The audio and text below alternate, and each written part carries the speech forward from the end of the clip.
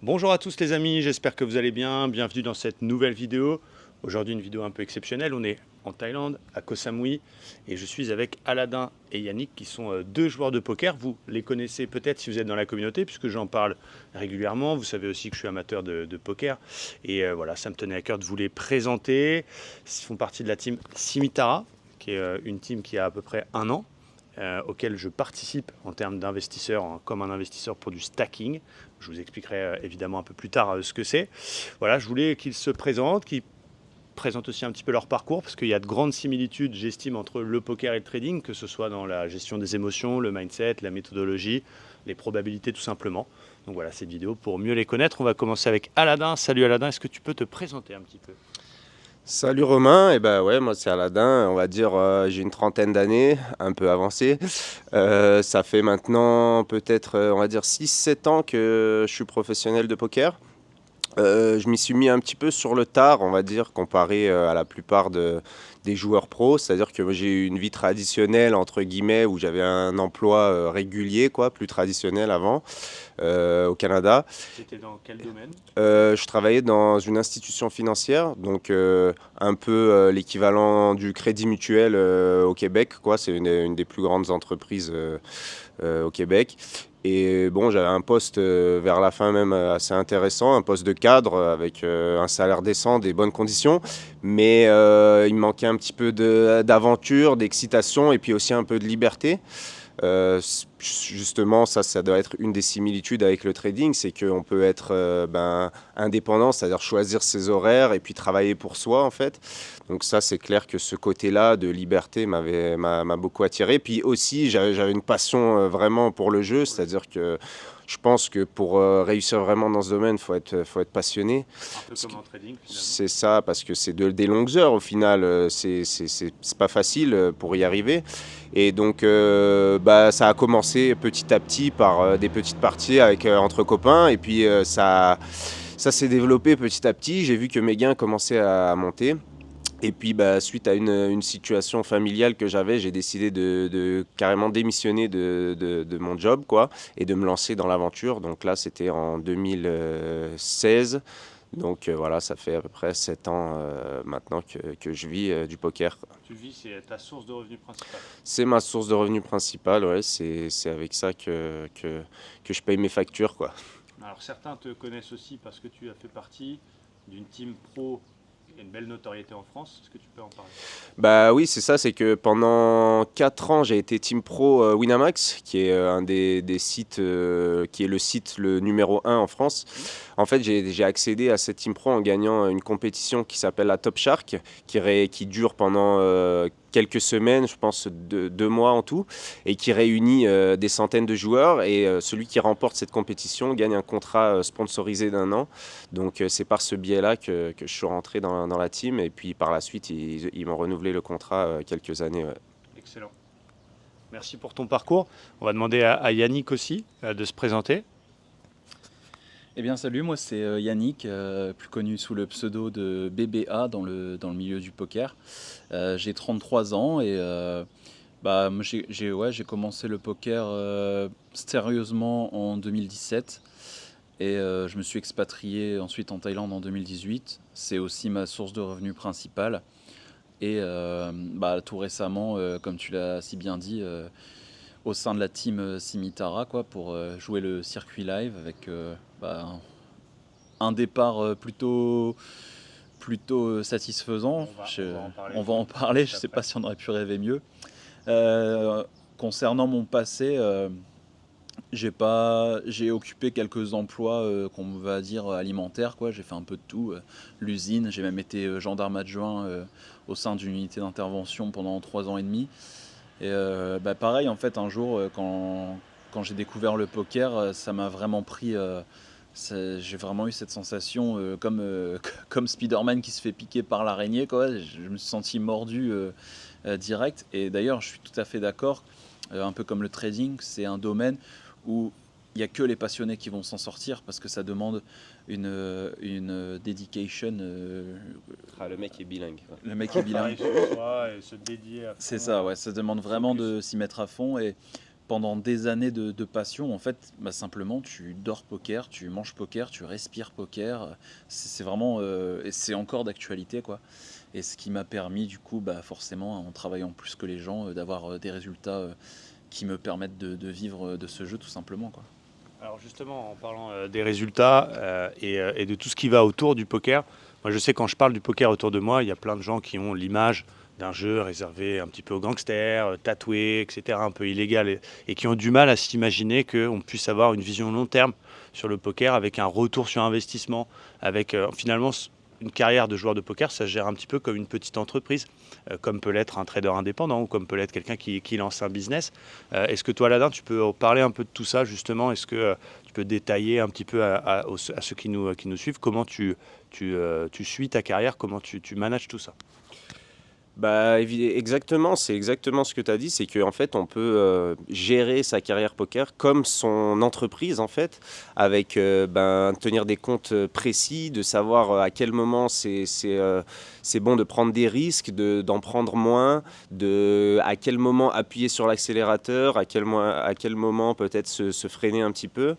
Et donc oui, effectivement, ça a encore cette réputation d'un jeu qui se joue dans des arrière-salles enfumées, alors qu'au final, eh ben, c'est plutôt le côté mathématique et le côté psychologique qui prime, à savoir que tout est calcul de probabilité, calcul de cote comme vous le faites en trading en fait, et d'avoir ce modèle de risque-récompense, à quel point on est prêt à risquer pour aller atteindre certains gains, et quelquefois comment on fait pour limiter le risque, pour être sûr, enfin pour avoir le maximum de chances possibles pour de générer du profit. Et puis également le côté psychologique qui rentre en compte, à savoir d'essayer de comprendre ses adversaires et de également comprendre soi-même, comprendre ses émotions et gérer ses émotions, gérer ses périodes de frustration, gérer ses périodes de coups de mou où ça va moins bien. Donc ça ressemble aussi en quelque sorte à une carrière de sportif de haut niveau, avec des hauts, des bas, beaucoup d'entraînement, de longues heures de préparation, et puis être capable de performer quand c'est la compétition, quand c'est le tournoi ou la table qui est importante. À ce moment-là, jouer au maximum de ses capacités.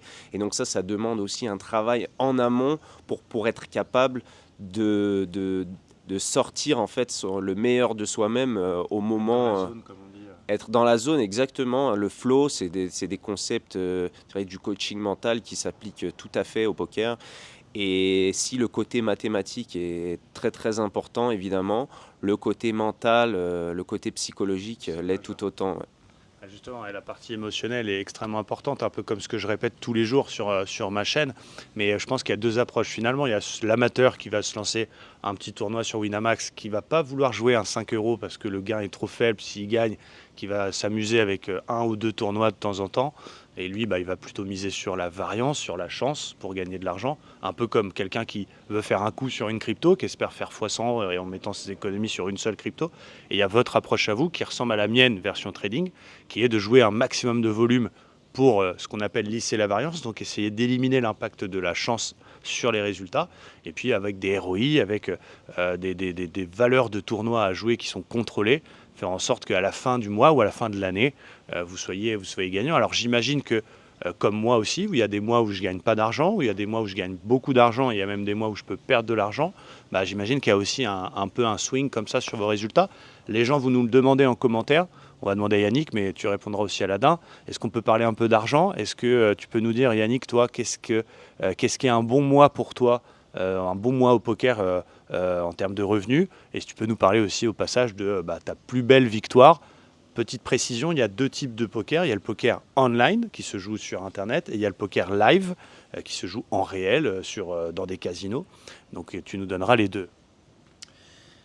Ouais, très bien. J'aimerais commencer par une petite notion importante. Alors, je pense qu'elle va s'apparenter aussi au trading, à savoir les variables qu'on peut contrôler pour influencer justement cette variance.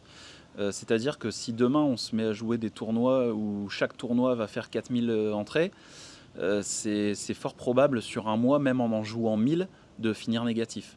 Alors que si on choisit de jouer des tournois beaucoup plus petits avec 200 joueurs, Ce qu'on appelle le field. c'est ça, ce qu'on appelle le field, passer un certain niveau de compétence, donc un certain retour sur investissement, ça devient impossible de perdre. Ok.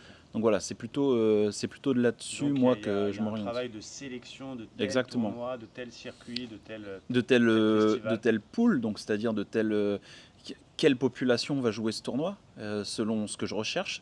Si je ne suis pas dans une recherche de résultats financiers, mais de progression, par exemple, c'est aussi possible d'aller se mettre dans le dur et d'aller jouer des tournois plus chers où il y a beaucoup de bons joueurs, où on n'espère pas faire plus de 5% de retour sur investissement. À l'inverse, quand on a une stratégie où on veut construire un capital, c'est très intelligent d'aller sur des stakes moins chers, ce que je suis en train de faire en ce moment. Donc des mises, quoi. Sur buy-in. sur des prix d'entrée de tournois qui sont vraiment moins chers, histoire de garantir un gros ROI et de casser cet aspect variance. Alors en parlant de chiffres un petit peu, qu'est-ce qu'un ROI correct, voire bon pour un joueur de poker? Je pense qu'un joueur pro qui veut faire environ, je sais pas moi, 600 tournois par mois, un prix d'entrée de 10 euros, je pense que s'il vit dans un pays avec un pouvoir d'achat ok, je pense que s'il a 30% de ROI, c'est largement atteignable. C'est un ROI de bon joueur sans pour autant être un crusher. Et ça permet du coup d'en vivre déjà Ça veut correctement. dire que pour 100 euros de mise, il va gagner dans sa poche 30 euros. Ouais, voilà, c'est ça. À chaque fois qu'il va cliquer sur son tournoi à 10 euros, il va imprimer 3 euros.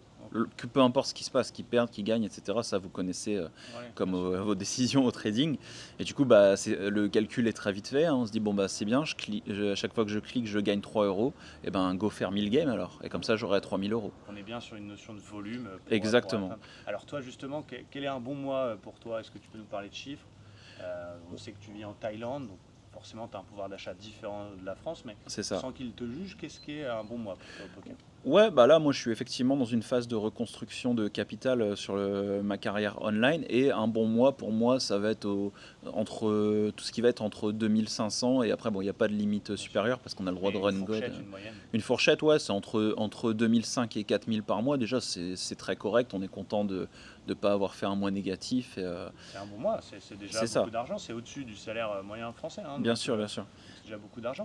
Et quelle est ta plus grosse victoire à toi alors? Ma plus grosse victoire, c'était assez incroyable. C'était mon 3e tournoi sur le site GG Poker. Et c'était un tournoi à 53 $ et où il y avait énormément de joueurs. Et je l'ai remporté pour 16 500 $. Très bien. Ça c'est la plus grosse perf Online, voilà, ça c'est pour le online.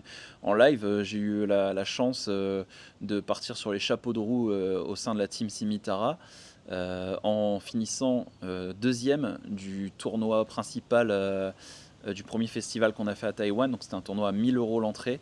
Et j'ai pris du coup 130 000 $, quoi, ce qui fait 120 000 € à peu près. 130 000 $ pour 1000 $ d'investissement. C'est ça, voilà, c'est un tournoi qui a duré 3 jours et j'ai eu la chance de finir 2e.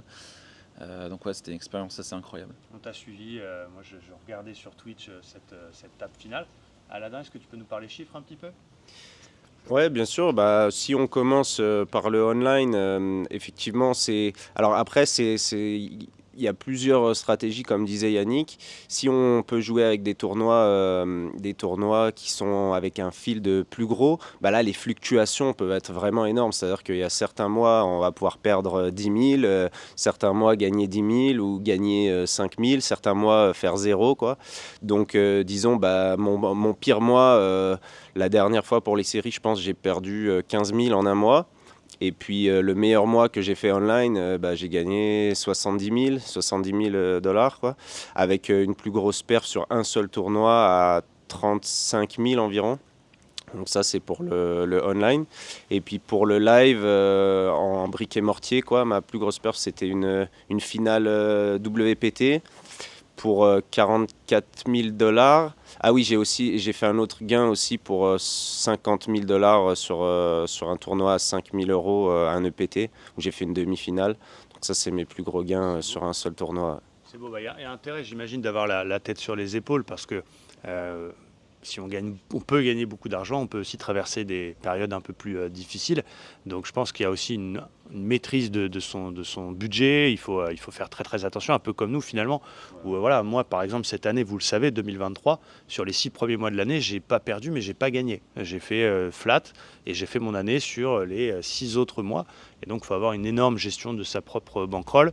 On va parler un petit peu de Simittara parce qu'autour de moi, j'en parle notamment dans l'école, ils connaissent un petit peu le projet. Je fais partie des investisseurs qui vous ont fait confiance et qui vous ont stacké. Donc ça veut dire que comme une propre firme pour le trading, moi je suis passionné de poker et voilà, je ne peux pas tout faire, je ne peux pas tout mélanger et je suis quand même très focus trading. Je me fais quelques plaisirs par an, notamment à Las Vegas. Mais je vis ça un peu par procuration en investissant sur vous. Est-ce que tu peux parler du projet Simittara dont tu es le capitaine? Pourquoi tu as monté cette équipe-là? Quel est l'objectif? Et rapidement réexpliquer ce que c'est le stacking et pourquoi vous avez choisi ça. Ouais. Effectivement, alors en fait, ça partait d'une volonté de jouer les tournois live qui sont bien plus excitants et qui sont bien sûr beaucoup plus chers que online. Donc on a besoin d'avoir un plus gros capital pour limiter cette variance, c'est-à-dire pour pas faire banqueroute. Parce que juste pour revenir au sujet précédemment très rapidement, je pense que quasi la totalité des joueurs de poker ont fait banqueroute à un moment donné, c'est-à-dire qu'ils ont perdu tout leur capital et devoir recommencer de zéro. Ça fait partie du cheminement, ça fait partie de l'aventure. Donc ceux qui ont subsisté, qui ont continué, c'est ceux qui n'ont pas lâché, qui ont recommencé à partir de zéro, comme Yannick l'a fait déjà une fois, comme moi je l'ai fait, à repartir de zéro, ça m'est déjà arrivé. Donc. Comme moi, j'ai dû me relever d'une mauvaise année comme en 2020 où j'ai perdu de l'argent et effectivement j'ai dû, une fois le genou par terre, recommencer les choses. C'est ça exactement. Et donc alors comme les tournois en briques et mortier, en réel, coûtent beaucoup plus cher, on peut parler de $500 par tournoi à $1000, à même 5000 des fois, ou même 10 000. Bon, 10 000 pour l'instant, on ne les joue pas, ceux-là, ils sont trop chers pour l'instant. Et donc pour limiter en fait cette variance-là, ce qu'on a fait, c'est décider de se mettre en équipe et de en fait échanger nos gains, c'est-à-dire partager nos pertes, partager nos gains, mutualiser nos gains en fait pour limiter en fait cette variance. Et donc ce qu'on a fait, c'est qu'on a financé avec notre propre argent, mais pour monter un espèce de fonds d'investissement plus gros, on a fait appel à des investisseurs externes. Et donc lorsqu'on a discuté ensemble du projet, ça t'intéressait et toi tu étais prêt à mettre un billet, à investir sur nous faire confiance. Donc voilà d'où est parti le projet. Et ensuite on a recruté, on s'est mis à 5 joueurs au départ, des joueurs français compétents qui sont gagnants sur des tournois et que en même temps qu'on se connaissait, on était amis et on se faisait confiance, parce que pour un projet comme ça, c'est très important de bien s'entendre avec les coéquipiers et de se faire totale confiance et transparence. Donc voilà d'où est né ce projet. On a lancé un petit peu l'idée en vérité sans trop y croire au départ, et puis finalement peut-être en un mois le projet était ficelé, on avait signé le contrat et on était parti. Et donc voilà, ça a été super vite finalement, et super expérience et super. Et puis évidemment le projet a débuté sur les chapeaux de roue, donc ça nous a encouragés, grâce notamment à une belle victoire de Yannick, effectivement, qui nous a bien fait plaisir. C'est ça que je vais te dire aussi à tout le monde, c'est que moi j'ai investi avec eux aussi par passion, parce que c'est aussi une aventure humaine, toujours dans un esprit de diversifier et les risques et les revenus potentiels, mais clairement l'argent que j'ai mis avec vous, j'étais prêt à le perdre. Et je pense que c'est important parce qu'on fera des choses bientôt pour la communauté, pour les gens qui veulent éventuellement faire comme moi et investir sur vous. Il y a des NFT notamment qui vont bientôt arriver, j'aurai l'occasion de vous en reparler plus tard. Mais cet argent, clairement, j'étais prêt à le perdre. Et je pense qu'un investisseur version poker doit être prêt à perdre cet argent. Mais la chance qu'on a eue, c'est que dès le départ, dès le premier festival, avec ta grosse perf notamment, mais il y a aussi eu d'autres perfs, mon risque était déjà remboursé. Et ça, c'est quand même assez exceptionnel. On a eu cette chance-là. Alors après, on y croit pas. Est-ce que c'est le destin? Est-ce que c'est l'énergie? Est-ce quelqu'un nous a fait un signe pour nous dire c'est parti, vous avez fait le bon choix? Et du coup, voilà, on va encore développer les choses. On va essayer d'aller plus loin, peut-être de vous permettre de jouer des tournois encore un petit peu plus chers. C'est quoi la moyenne des tournois live en termes de prix? Est-ce que toi, tu peux nous en parler, Yannick?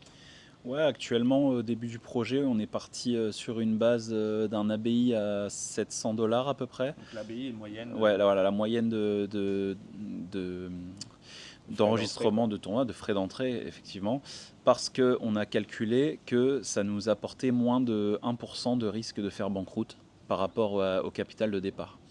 Bon, effectivement, ça me redonne le sourire d'en parler, mais bon, grâce à la performance qu'il y a eu à Taïwan quand j'ai fait ma deuxième place pour 130 000 $, tous les investisseurs ont pu être remboursés et toucher du bénéfice direct. Alors que c'était un projet de 8 festivals, dès le premier, les gens ont pu récupérer et leur investissement et du bonus. Et puis, full confiance pour toute l'équipe. Moi, je sais, ouais, ça m'a fait vraiment méga plaisir d'un point de vue collectif de faire vibrer tout le monde et qu'on démarre comme ça. Et puis, en fait, donc, vous parlez aussi de V en trading, d'espérance de gain.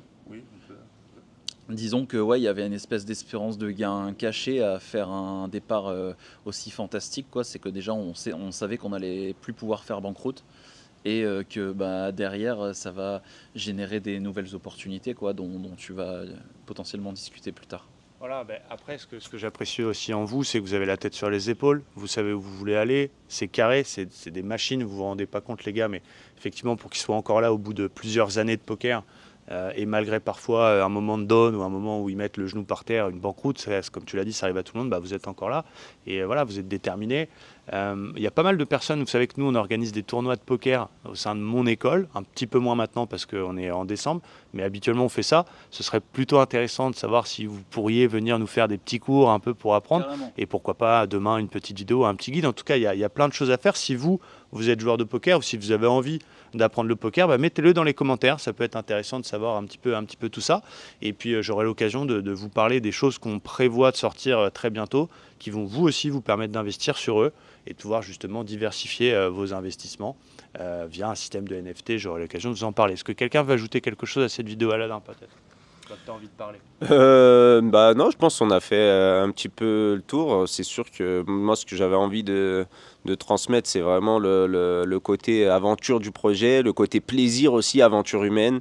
Puis effectivement, je suis très très content, très excité pour déjà ce début du projet et puis pour tous les projets qui arrivent, on a des grosses ambitions. Je ne sais pas si on arrivera à tout mettre en place, mais en tout cas, on va travailler fort pour essayer d'atteindre nos objectifs et puis sky is the limit. Hein. Yes. To the moon, comme on dit. Je vais vous mettre le Instagram de la team Simitara dans la description. Je vous demande juste une chose, si vous pouvez les suivre, ça donne de la force, ça va leur donner un peu plus de visibilité et c'est vraiment vraiment cool. Merci à tous, merci les gars pour cette vidéo, j'espère que ça vous a plu et je vous dis à très bientôt sur la chaîne. Ciao. Ciao.